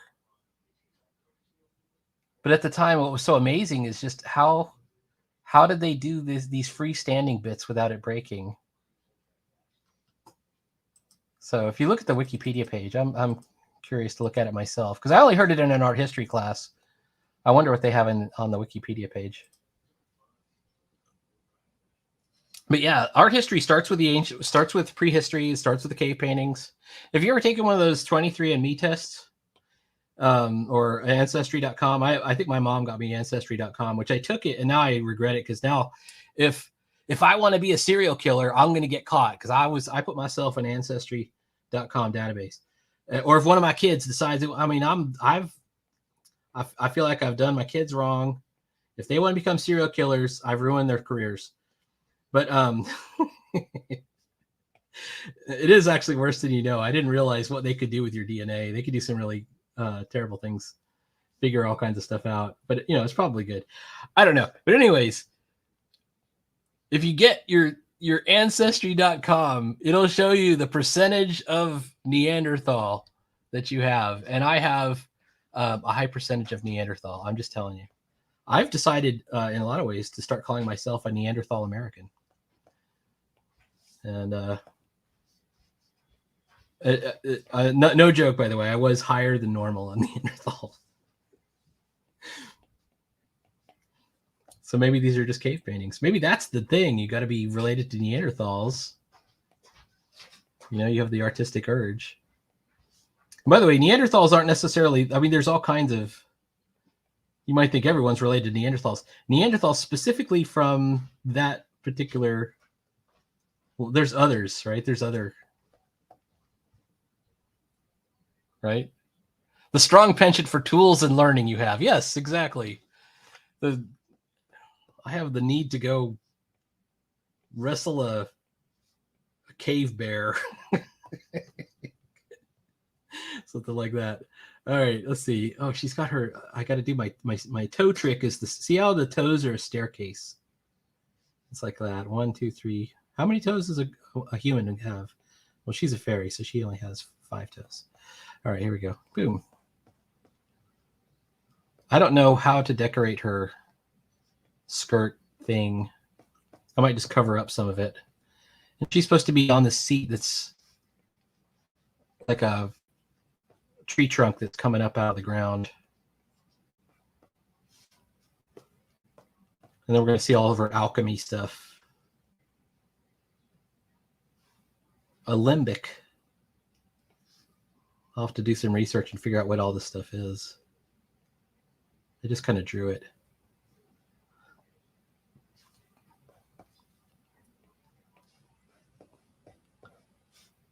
Anyways, 23andMe, high Neanderthal. Yeah, see, that explains it. Paul's Neanderthal too. I bet if we go back, we look at sideburns. He's Neanderthal to the core.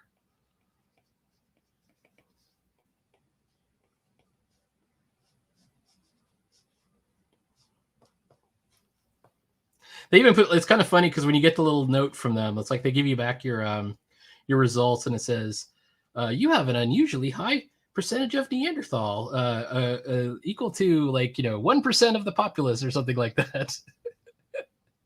Like you're supposed to feel real special because you're a Neanderthal. All right, it is time. It's 7:57. I have a prior engagement that I go to at 8 o'clock. I'm going to do, but I will finish this. And then I'll also finish my Moon Knight homework, which I haven't finished yet. It was finished, but then I turned it in early, and the teacher said, "Hey, let me give you some notes, and then draw it over." So just to go over that again, because it's not quite. I got 2 minutes. I'll show you my Moon Knight homework, and that'll be it. This was my Kubert School homework for. It's a Moon Knight script. But I'll show you what it looks like. Hang on. If you missed the beginning of the stream. That's what it looks like. Is it this one?